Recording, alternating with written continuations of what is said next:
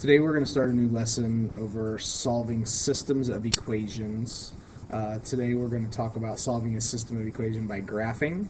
First off, you need to know what a system is. A linear system is going to be two or more equations with the same variables.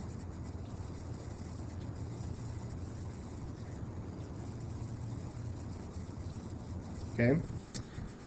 So we're going to talk about linear systems, which means there's going to have one or two variables.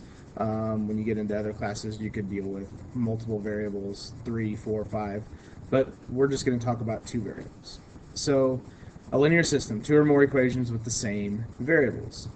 So what is a solution to a linear system? A solution is the point x and y that makes both equations true. Okay. Another way to think about it is the point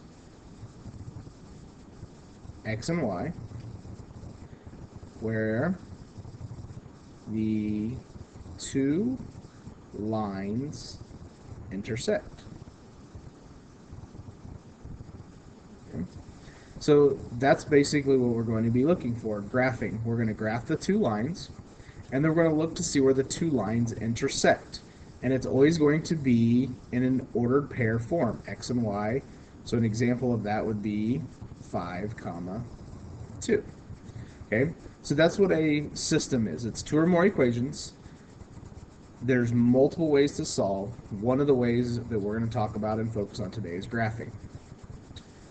So here's our first example. So the first thing we need to do is we need to remember how to graph.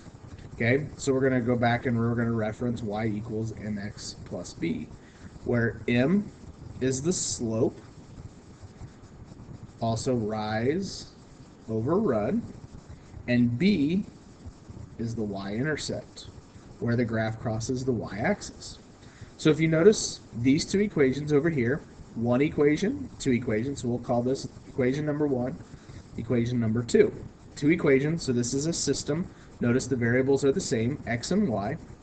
So we have a system of equations that have the same variables. So what we're going to do is we're going to graph these equations. The first thing we need to do is make sure that it's in slope-intercept form. So equation 1, y equals x minus 7. Is this in slope-intercept form? Yes, it is. Y equals mx plus b. So the first thing we need to do is we need to establish what the m is, the slope. The slope in this case is the number in front of x, which is also known as the coefficient. The coefficient of x is 1. Even though there's not a number written there, we can fill it in as a 1. So the slope is 1. The b value, or the y-intercept, is going to be negative 7. Don't forget that negative goes with it. Okay, equation number 2 is y equals negative 1/4 x minus 2. The slope in this equation is negative 1 over 4. And the b value is negative 2. So what do? Now we come back over here and we graph. We graph each equation, and then we look to see where the two lines intersect at. So the first thing we do over here is we work alphabetically with our slope and our y-intercept. The y-intercept is negative 7, so we count down to negative 7 and put a point. Okay. We count our slope, which is rise over run, so we make it 1 over 1. We always want to make it a fraction. So what we do is we rise 1, run 1. Rise 1, run 1. Rise 1, run 1. Rise 1, run 1. Do that 4 or 5 times, and what that does is it gives you a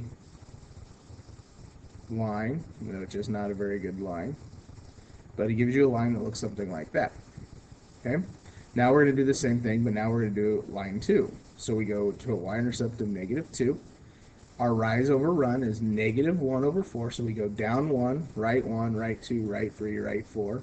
Put a point, down 1, right 2, right 1, right 2, right 3, right 4. Put another point, and notice you get a line that looks something like this. Now, where do those two lines intersect at? Those two lines are going to intersect right there. What is that ordered pair? So the solution is going to be that ordered pair right there, which is going to be to the right 4. So 4, comma, and then it's down 3. So it's negative 3. So that is the solution of that equation. Now, what you want to do once you have that is you want to check to see if that actually works.